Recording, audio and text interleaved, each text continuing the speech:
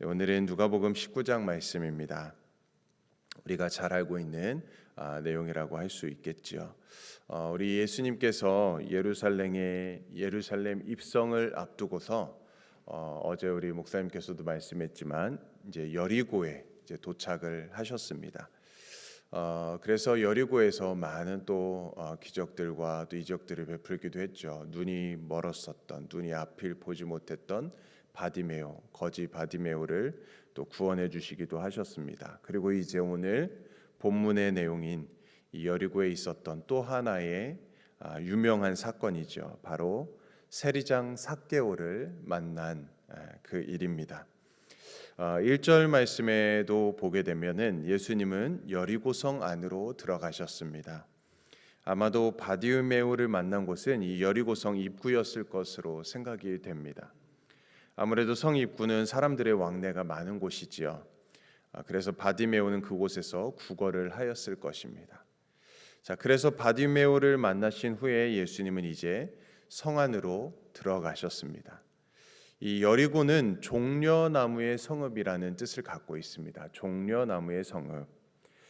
그 이름에 걸맞게 그곳에 가면은 이 종려나무가 굉장히 이렇게 우거져 있는 그런 지역이지요. 자, 그리고 가나안 중부 지역에 요단 동편과 서편을 잇는 중요한 또 교통의 요충지이기도 하였습니다. 그래서 고대로부터 사람들이 많이 모여서 살기도 하였었고 큰 도시를 이루었던 그런 곳입니다. 이곳은 인구도 많고 또 농업뿐만 아니라 상업적으로도 굉장히 발달된 그런 곳이었습니다. 어떻게 보면은 그 당시에 이 팔레스타인 지역에서 가장 많은 그런 세금을 걷어들였던 곳 중에 하나라고 볼 수 있는 곳이죠. 자, 그러니 여리고의 세리장이었던 이 삭개오의 지위가 얼마나 대단했는지를 생각해 볼 수가 있는 것이죠. 자, 그래서 2절에서 삭개오는 부자라고 소개를 하고 있습니다. 삭개오라고 하는 이 이름의 히브리어 발음은 자카이라고 합니다. 자카이. 발음상으로만 보면은 뭔가 무슨 악당과 같은 그런 느낌을 주지만 그 이름의 뜻을 알고 보면은 깨끗한 그리고 순결한이라는 그런 이름의 뜻을 갖고 있습니다. 자, 그렇지만 그가 하는 일은 어떻게 보면 유대인들에게는 그야말로 악당과 다름이 없는 그런 사람이었죠. 이 세리는 로마 당국의 이 세금을 대납하는 자였습니다. 로마로부터 세금 징수의 권한을 받았던 자이지요. 자, 그래서 세리들은 백성들에게 세금을 징수합니다. 그런데 자신의 마음대로 징수할 수가 있었던 것입니다. 이 권력의 등을 힘입어 가지고 백성들을 이렇게 세금을 마음껏 이렇게 징수했던 것이죠. 그래서 백성들 입장에서는 이 세리야말로 칼만 안 들었을 뿐이지 그야말로 강도나 다름없는 자들이었습니다.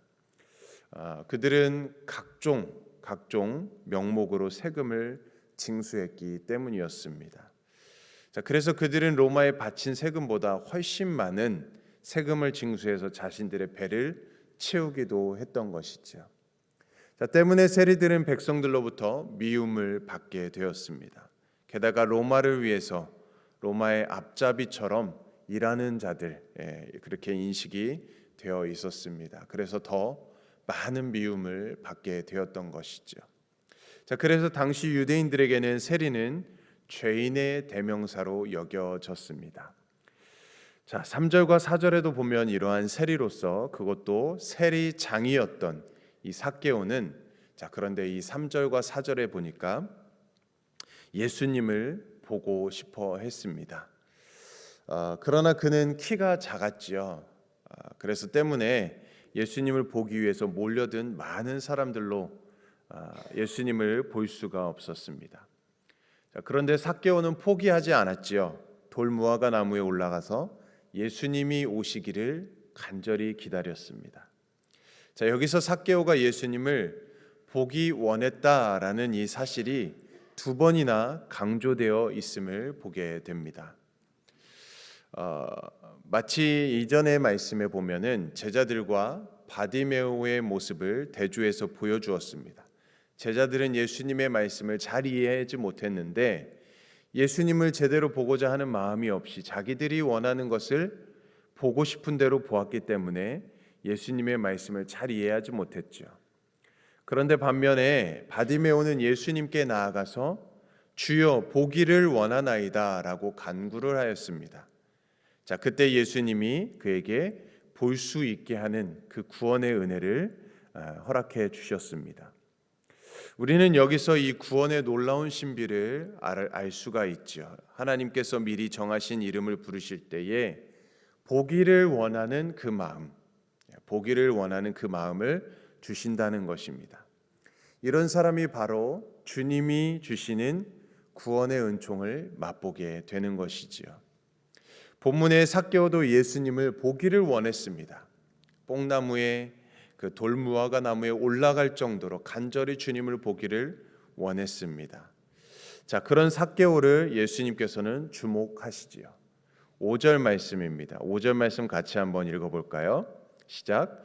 예수께서 그곳에 이르사 쳐다보시고 이르시되 삭개오야 속히 내려오라 내가 오늘 내 집에 유하여야겠다 하시니. 네, 놀랍게도 예수님은 삭개오를 알고 계셨습니다. 그리고 그의 이름을 불러 주셨습니다. 이것은 마치 요한복음 1장에 나오는 예수님과 나다나엘의 만남을 연상하게 합니다. 빌립의 권유를 받았던 이 나다나엘, 그는 마지못해 예수님을 만나러 왔습니다. 그런데 예수님은 먼저 그를 알아보셨습니다. 그리고 나다나엘은 예수님에 대한 믿음을 고백하게 되었고 예수님의 제자가 되었던 것이죠.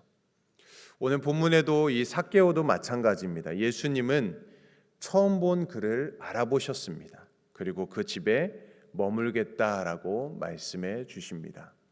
자, 그러자 삭개오의 반응이 무엇이었습니까? 6절 말씀해 보니까요. 급히 내려와서 즐거워하며 영접하거늘이라고 되어 있습니다. 자, 그가 얼마나 기뻤는지 급히 내려왔다라고 기록되어져 있습니다. 그리고 그는 즐거이 예수님을 자기의 집으로 영접하였습니다. 자, 그런데 이를 본 수많은 사람들이 수군거리기 시작했죠. 예수님이 죄인의 대명사인 세리의 집에 들어갔기 때문이었습니다. 여기서 죄인된 인간의 속성을 다시 한번 볼 수가 있지요. 죄가 없으신 예수님은 아무도 차별하지 않으신다라는 것입니다. 어떠한 죄인도 용납하여 주십니다. 자, 그러나 우리 사람들은 다른 사람들을 차별한다라는 것입니다. 우리 모두가 다 죄인이고 나보다 조금 더 죄를 지었다고 여겨지는 사람을 향해서 서슴없이 비난을 하는 자들이라는 것입니다. 그러나 그 사람이나 우리나 도토리 키재기라는 사실을 기억해야 되겠죠. 아무리 큰 죄를 지은 사람이라 할지라도 우리도 그런 실수를 범할 수도 있는 그런 연약한 사람이라는 것입니다. 자, 이런 우리와 달리 예수님은 누구도 차별하지 않으신다라는 것입니다. 오늘 우리는 차별이 만연한 그런 사회를 살아가고 있지요. 심지어 기독교 안에서도 신앙이라는 이름으로 또 연약한 자, 또 여러 사람들을 차별하면서 살아갈 때도 있습니다. 자, 그렇지만 오늘 삭개오를 대하시는 것처럼 예수님은 그 누구도 차별하지 않았다라는 사실이 어떻게 보면 우리에게 굉장히 큰 은혜를 줍니다. 우리도 굉장히 많은 죄를 지었던 자들이었지만 예수님께서 그 누구도 우리를 차별하지 않으시고 우리가 주님을 보기 원할 때, 주님을 만나기 원할 때, 주님을 고백할 때 우리를 만나 주셨고 우리를 구원해 주셨다라는 사실입니다. 자, 그때 이제 예수님의 사랑을 받은 이 삭개오가 과거의 모든 잘못을, 모든 죄를 지었던 것들을 청산하게 됩니다. 완전히 새롭게 변화가 되지요. 자, 8절 말씀에 보면 삭개오가 서서 주께 여짜오되 주여 보시옵소서 내 소유의 절반을 가난한 자들에게 주겠사오며 만일 누구의 것을 속여 빼앗은 일이 있으면 내 갑절이나 갚겠나이다라고 고백합니다. 자, 삭개오는 완전히 새 사람이 되었습니다. 지금까지 동족의 배신자라는 소리를 들었던 자였지만 오직 돈을 위해서 살았던 사람이었지만 그러나 지금 그는 기꺼이 자신이 갖고 있는 모든 것의 절반을 내놓게 됩니다. 이 삭개오라는 그 이름처럼 이제 완전히 변화되어서 순결하게 깨끗한 삶을 살기로 결단하게 된 것이지요. 자, 또 부정한 방법으로 얻은 것이 있다면 그것은 4배로 갚겠다고 말씀합니다. 이 구약의 율법에도 보면은 다른 사람의 것을 훔치게 되면 2배로 갚게 하는 법이 있었습니다. 그게 율법이었습니다.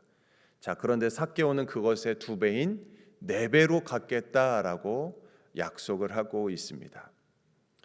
이것은 앞으로는 자기가 정말 정당하게 정직하게 정해진 대로 세금을 징수하겠다라는 뜻도 있을 것이고 또 자신의 모든 지었던 과거의 죄를 이제 진심으로 회개한다라는 그런 강력한 의지의 표현일 것이었습니다. 자, 이 삭개오의 모습은 앞전의 말씀에서 나오는 우리가 읽진 않았지만 이 부자 관원의 모습과 대조되고 있습니다. 그는 재물이 많은 고로 근심하였습니다. 그 후에 예수님은 부자가 하늘 나라에 들어가기가 어렵다라고 말씀하셨습니다.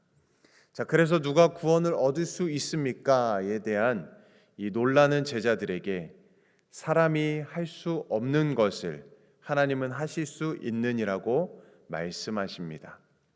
자, 바로 그 말씀의 대표적인 예가 삭개오입니다. 정말 돈밖에 모르고 살았던 사람, 돈 앞에서는 이웃도 나라도 민족도 없었던 사람이 기꺼이 자기의 재산의 절반을 내놓게 됩니다.